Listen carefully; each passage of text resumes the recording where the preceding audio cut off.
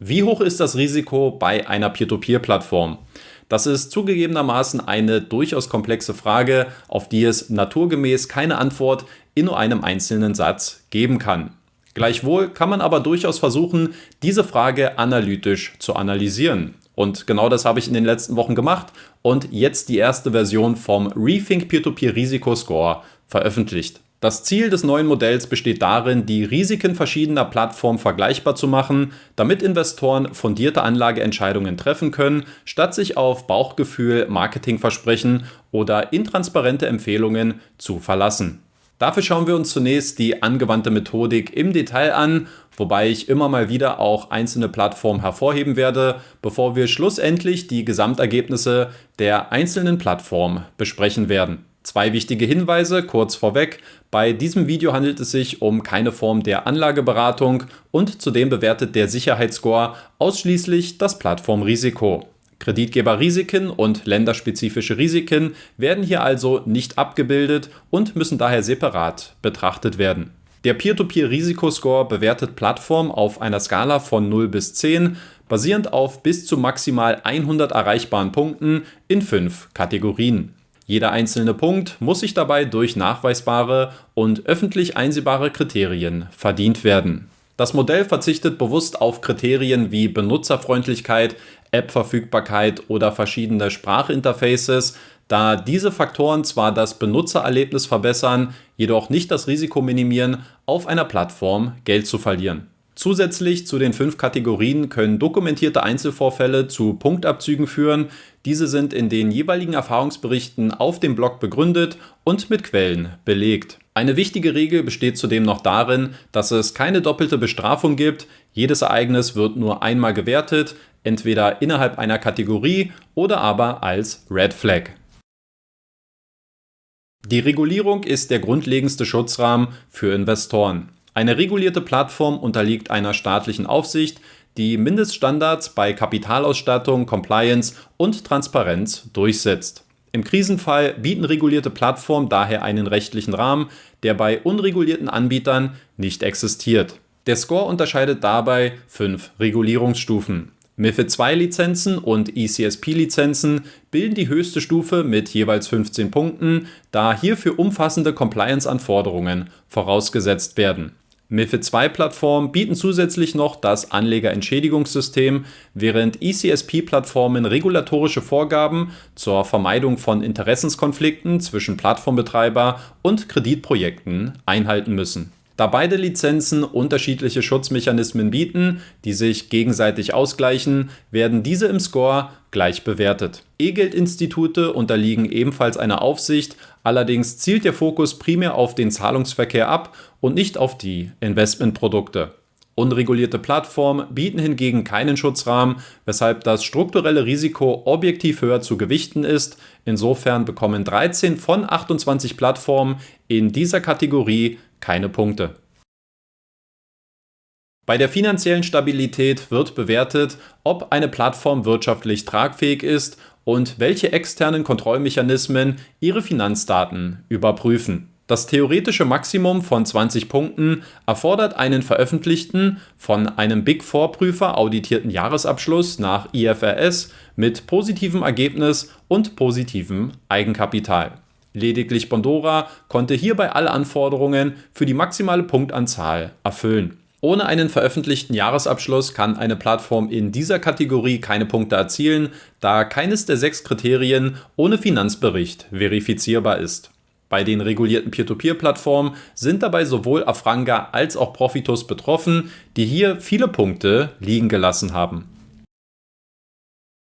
Beim Thema Transparenz und Offenlegung werden nur öffentlich zugängliche Informationen bewertet. Das bedeutet, dass Daten, die ausschließlich per Newsletter, per Anfrage oder aber in geschlossenen Gruppen geteilt werden, hierfür nicht berücksichtigt werden. Erfreulich ist hierbei, dass mehr als die Hälfte aller bewerteten Plattformen die volle Punktzahl erzielen konnten, darunter Mintos, Lande und Inka Marketplace. Bei Twino mangelt es zwar weniger an der Transparenz an sich, die Zugänglichkeit und die Darstellung der Performance-Daten sorgt jedoch dafür, dass hier 10 Punkte verschenkt worden sind. In der 4. Kategorie wird das operative Ergebnis auf 2 Ebenen bewertet. Erstens, wie gut performt das aktuell ausstehende Kreditportfolio? Und zweitens, gab es in der Vergangenheit bereits Kapitalverluste für Investoren? 7 Peer-to-Peer-Plattformen konnten hierbei die volle Punktzahl erzielen, darunter Nectaro, Findtown und Esgetit. Eine Doppelbestrafung mit der Veröffentlichung performance-relevanter Daten aus der vorherigen Kategorie liegt aus meiner Sicht nicht vor, weil hier die Antwort auf zwei unterschiedliche Fragen gegeben wird. Nämlich erstens, werden Performance-Daten veröffentlicht und zweitens, was sagen diese Daten über die Performance aus? Die letzte Kategorie bewertet, wie lange eine Plattform schon am Markt aktiv ist, wie viele Investoren dort angemeldet sind und wie man in der Vergangenheit mit Krisensituationen umgegangen ist. Das Krisenverhalten ist dabei mit bis zu 12 Punkten das gewichtigste Einzelkriterium. Plattformen ohne dokumentierte Krisen erhalten hingegen 8 Punkte. Das verhindert, dass junge Plattformen ohne Krisenhistorie dieselbe Punktanzahl bekommen wie Plattformen, die ihre Krisenfestigkeit tatsächlich bewiesen haben. Gleichzeitig sollen jüngere Plattformen durch fehlende Krisensituationen nicht pauschal und automatisch abgestraft werden. Von allen Plattformen schafft es lediglich Peerberry, hier die volle Punktzahl zu erreichen. Der Peer-to-Peer-Marktplatz verfügt sowohl über eine entsprechende Historie, eine große Investorenbasis, als auch ein herausragendes Krisenmanagement, was sich insbesondere in der Rückgewinnung von mehr als 50 Millionen Euro an kriegsbetroffenen Krediten beim Ukraine-Konflikt gezeigt hat. Zusätzlich zu den 5 Kategorien können dokumentierte Einzelvorfälle zu Punktabzügen führen, sofern diese noch nicht im Sinne einer Doppelbestrafung bei den vorherigen Kriterien angewandt worden sind.